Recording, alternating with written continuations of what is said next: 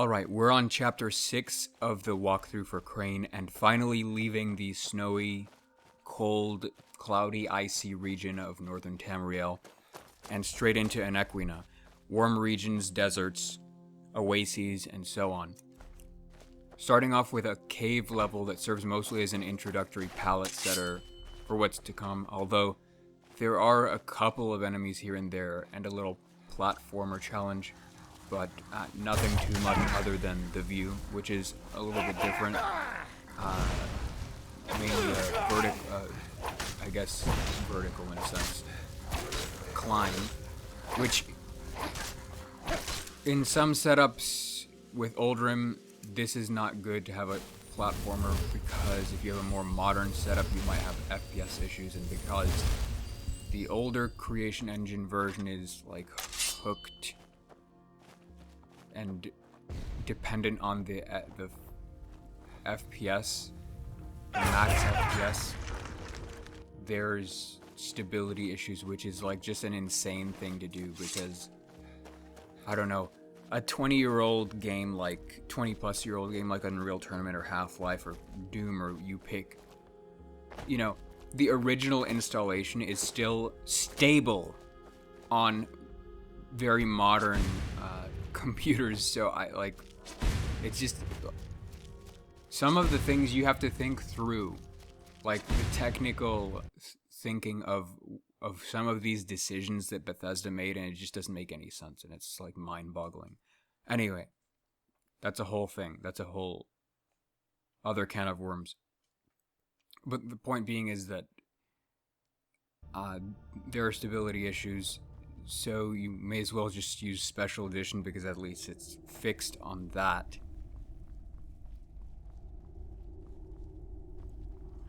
So at the top of that cave, there are two options, and I chose the puzzle one, but there's also, I went the other way, and there's also a giant Mario plant that you can visit, which is pretty cool, but unfortunately I didn't record that.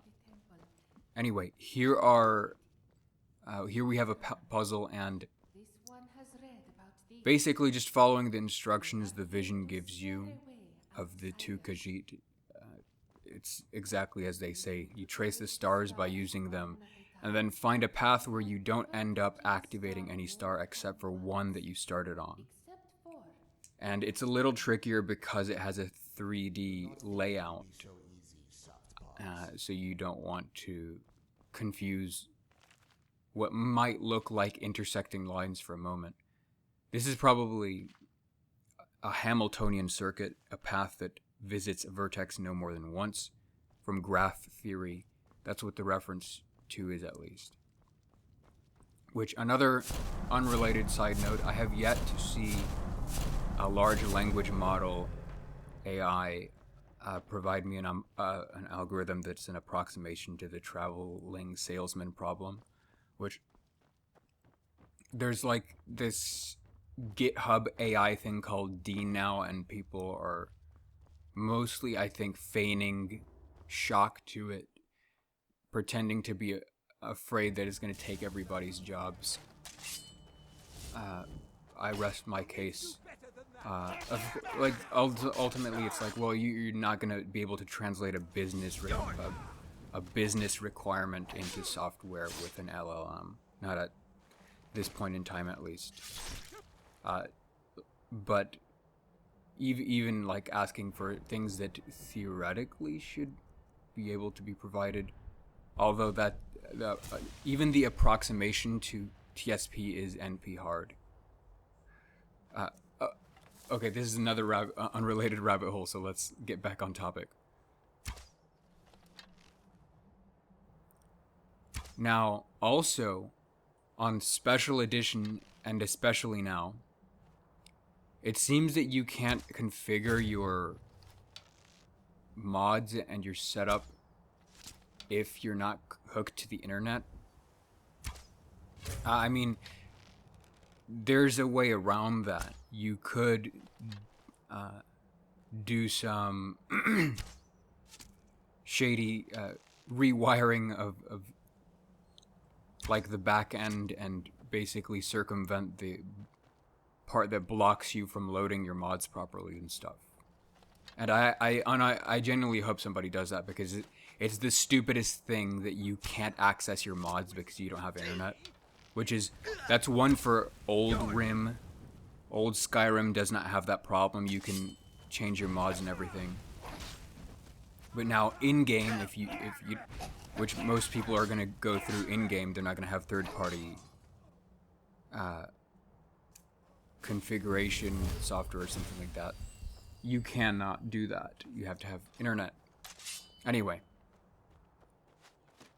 So, we finally get to the surface after this. And so far, although this is the desert, we still get a variation in tone. So it's not all warm and hot outside. Actually, if you've ever lived in a desert region as well, you'll know that nighttime can get stupidly cold as well. It depends on what kind of desert you live in, but it can get very cold. So it's not even hot 24/7, although it depends on what kind of environment, in terms of like the degree of change in temperature. Like, I don't know, what would be one? I think there's a perfect example is the one in South America. There's a desert there that could notoriously cold, and it is a desert. Most people think of desert like in terms of heat. And there are also desert storms in places like Africa, North Africa, where it looks like you live on Mars sometimes, because the desert storms color the sky in a very orange tone, and it looks like a different planet. I personally have been to New Mexico, and the first thing I saw coming out of the airport was a tumbleweed rolling across the ground on the other side of the street. And there's like 3 places there that are not either government nuclear sites or hotels, so I don't even know who lives in New Mexico, but that was Albuquerque, and I can only imagine how much of a middle of nowhere city other places are. Now I'm just hating though because I'm a city rat. So the oasis is a nice touch though, and the vegetation thereabout gives a nice sharp contrast to the uniform warm tones of the desert, sand and rock. Of course, we have the Khajiit architecture starting to creep in here, which is clearly inspired by the Khajiit architecture seen in Elder Scrolls Online. Now, like I said before, in my opinion, ESO is an awful game overall. And I saw an article before, actually relatively recently, talking about how it's the director said it was one of the successful ones because it makes a lot of money, which is one way to measure its success. Fine, it's a financial success, but thanks to the microtransactions in large part. I don't think that necessarily means it's a good game. I wouldn't say modern World of Warcraft is a good game at all, but it has plenty of microtransactions. So that's something to think about. Well, anyway, where was I? Right, about the visuals here. The ESO is an awful game, and fine overall, but right, that's what I was talking about. So the visuals and the level design in ESO are typically gorgeous. And I think, look, we can take the architecture there to be canon, but let's say that the story and lore between me and everyone else listening, let's just bulldoze that into the nearest dump. Khajiit architecture seems to be inspired a lot by various architectures in the South and Southeast Asia. The ancient Khmer Empire comes to mind. Now, in ESO, the multi-layered curved roofs of the Khajiit houses are clearly inspired by the Minangkabau region of Indonesia as well. I hope I'm pronouncing that right. The complex turrets of ancient South Asian temples have a similarity to those you see in Khajiit architecture, especially with the fractal effect of smaller shapes being identical to the larger shape and being placed around them as part of the whole object. But the presentation, the little touches of contrast with blue tones and the nested structures, as well as the depth of the level, as we basically have a building within a building that turns out to be supported by a tower under an artificial body of water. This is just a gorgeous level. I think this is one of my favorite levels. We must draw from this well of magic and cast its spell upon a pillar. But we must make sure that this spell hits 7 pillars before hitting the final pillar, the one that does not move. Here's the first puzzle that is optional.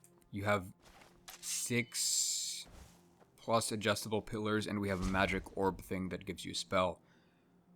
All you have to do is adjust the pillars to the point that they're correctly pointing to other pillars, so that when we fire the magic orb at the first one, it bounces around and hits 7 pillars before going to the last one at the very end. So you're basically tracing a line and hitting 7 points before you hit the final point. That's what you're doing, and you have the map below you to help you with that. So the puzzle is easy to figure out as far as what to do, but the tricky part is setting everything up. The best way to start is probably to look at the traces and map out a valid trace and then try to replicate that with the actual pillar configuration. But again, this is an optional puzzle, so it doesn't matter that much. My main gripe is that there isn't enough of it. Like, this is one whole room, but I want to see even more of this. And even more things like this. Everything here is very symmetric as well, so I do wonder if further elaboration on this environment could result in the rare kind of geometry where you have things like integration, asymmetry, curves, multiple layers, but retain all of the aesthetic, which has not been done in ESO either, and is very atypical of, let's say, like traditional ancient temples basically anywhere in the real world or in fantasy. So that'd be very interesting to get a feel for. So it's nice to see fully fleshed out desert environments and tropical environments on top of that. Just as a bit of change of venue, since with Skyrim you mostly see lush forest, northern kind of dry forest, or this snowy environment, snowy mountains, or a combination of the two. It would really be nice if the more sophisticated portion of the ancient temple was extended thoroughly, because there's just so much potential there. I actually am doing a bit of optional content here, by the way, because there's a lot of optional content here, and if you skip all of it, the quest is actually very short. Plus there's a puzzle that's optional too, a number of puzzles actually. So we remain entangled to the magical residue. If we do not find the remnants of this wormhole, we may ourselves turn into dust.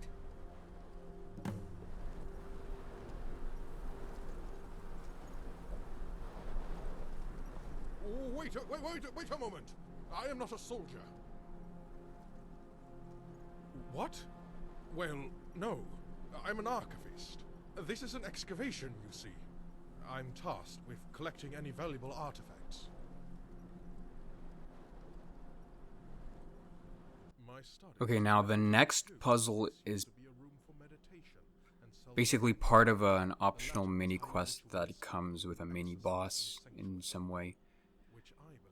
So if you do some tinkering, you'll realize that the puzzle pillar in the center points to the result of the combination of the 2 dials on the floor. So that's telling you what 2 symbols give you.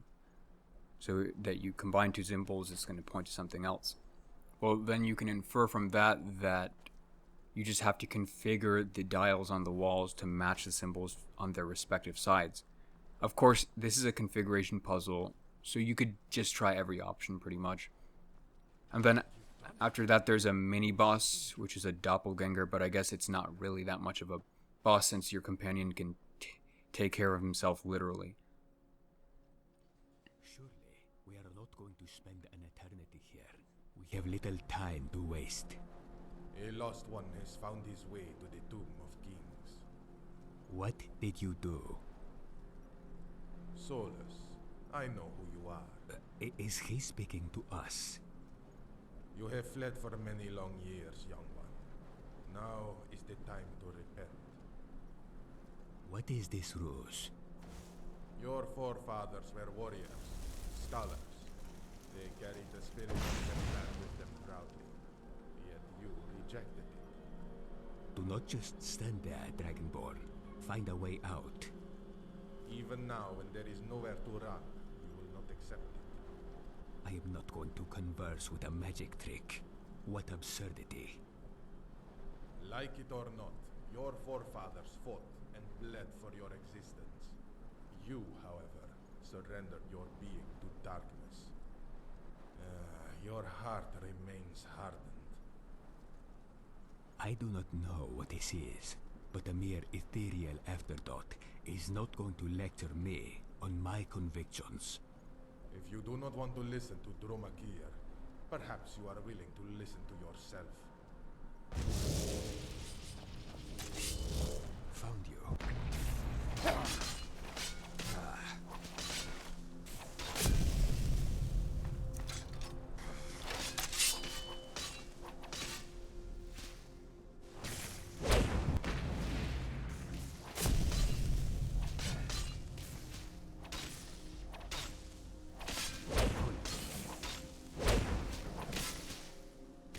Bright moons. That you have confronted yourself is divination enough that there is yet hope. Turn away from worshipping the false idol. Return to your homeland. Enough of this, spirit. My patience is wearing thin. It is not too late to save your soul, my cub. Remember that.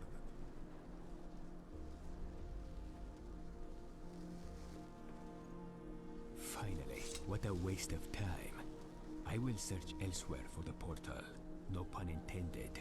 You are on your own for now. What do you want now?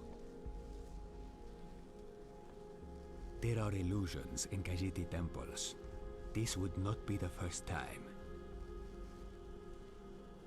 I do not care to interpret the esoteric ramblings of a specter. It is meaningless. Do not worry about me. Worry instead about escaping this cursed ruin. Dragonborn, what do you need? If you must know, my soul is bound to my master's domain. That is the long and short of it. See you later.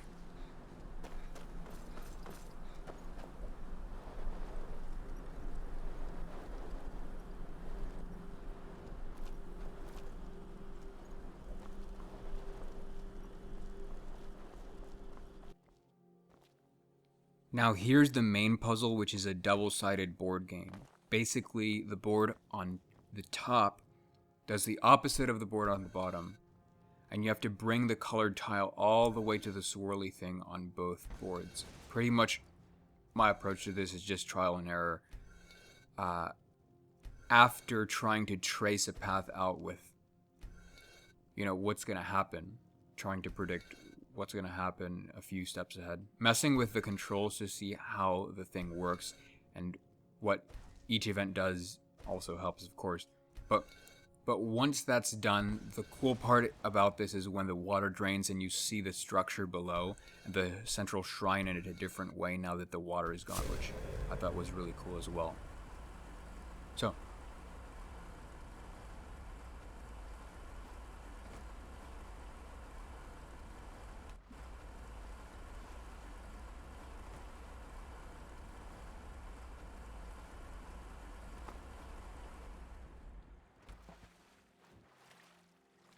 with that, we get to the boss, which is a water atronach, which I think is fine. You can be flexible with the classical elements, But I think ESO does it wrong, and they start coming up with goofy stuff like the flesh atronach and so on. Which, whatever. Anyway. This boss has a few mechanics. First thing to do is trigger the chains on either side that are going to damage the boss significantly. Before that, it's totally invincible, so you can't do much anyway other than basically avoid attacks. So while that's happening, you can get blocked by ice chunks on either side of you, and then there's a magic rune that spawns every so often, hitting you with a volley of explosive ice spikes that don't do that much damage on their own, but a dozen of them with frequency can take you down pretty easily. Also, there's a tidal wave attack that doesn't do any health damage, but it does damage your stamina, which will slow you down, and also I think if you're like a ranged bow kind of class, it's going to affect you as well. You have there's two triggers. You have to trigger the chains twice, both of them twice, so that it casts the explosion spell twice before doing anything. Before that, it's not going to be vulnerable, and you have to wait, of course, till the flames on each side come up a second time. That indicates that you can pull the chains a second time. After the attack happens the second time, the boss is vulnerable to normal attacks, and you simply need to DPS it down. And there's also a floating ice shard that rotates around the ring of the arena, and it has an annoying AoE that you would want to avoid, although it doesn't do that much damage. Just stay away from it anyway. So I think that's all there is to it. It's interesting because this boss is nice and big in Oldrim, but in SSE, because scaling is broken, because for some reason they had to break scaling in SSE, which doesn't, like, just another question mark there, like, no, it didn't improve anything. But it's smaller in SSE, which is unfortunate that Bethesda broke basic scaling for basically no reason.